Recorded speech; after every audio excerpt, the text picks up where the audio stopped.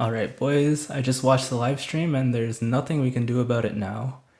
I already shared my thoughts about the global passive, so I won't dwell on it anymore. What's done is done. I think this is a massive L for the game, but we might as well look at the positives from the live stream. Yesterday I released a video about 7 things I wanted to see, and while most of it was not addressed, we did get confirmation that Blade is getting buffed. So at least that's something.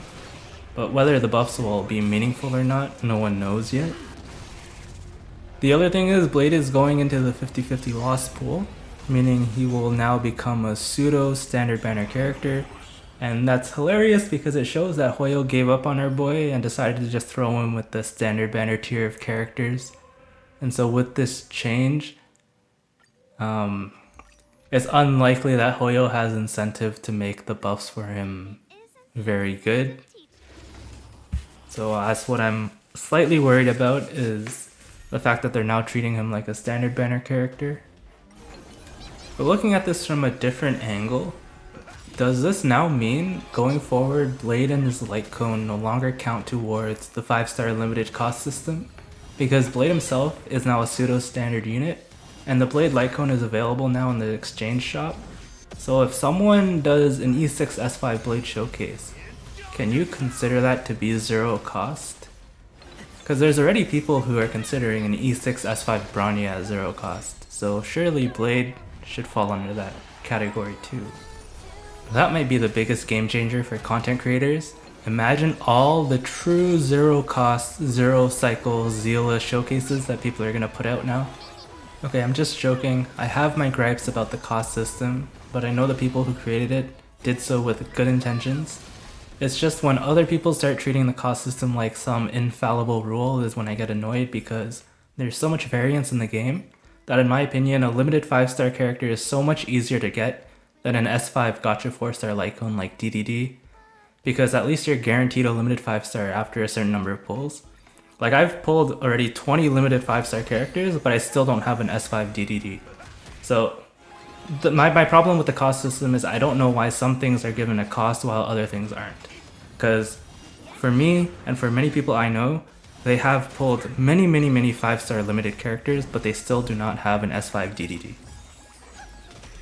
As for the free Ranmei and Luocha, I honestly don't care for either unit. I'm personally just gonna save my ticket for future units, because it seems that the ticket will not expire. If you don't play break teams, then Ranmei does not matter for your account. Just use Tribi or Robin, and if you don't have either of those, just use your Remembrance MC. Luocha, well, he's a sustain, so if you're new to the game and you need a solid sustain to get you through the early grind, then sure, you can pick up Luocha. If you don't need another sustain, then do not get him, because personally I think if you have someone like a Gallagher and a Bailu, you really don't need another sustain on your account. You can get much more value saving the tickets for newer characters, because, in my opinion, these 2 units are only free because they're no longer that relevant. Again, if you play break teams, Ranmei is still a solid choice. I'm not saying Ranmei sucks for break teams. But if you don't play break teams, then she is no longer relevant, because you have characters like Remembrance MC, who is just straight up more universal for non-break teams. So my overall thoughts on this live stream, I think it's a little underwhelming, but it's not all doom and gloom.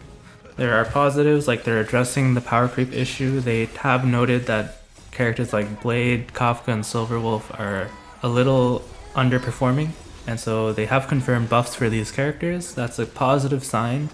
But then they pair that with the brain dead decision to introduce a global passive when there's just so many ways they can just easily fix this problem, by tying it to only when Castris is on a team, or by just making Castris the free unit instead of Ranmei or Luocha, who are old 1.x units that not many people care for anymore.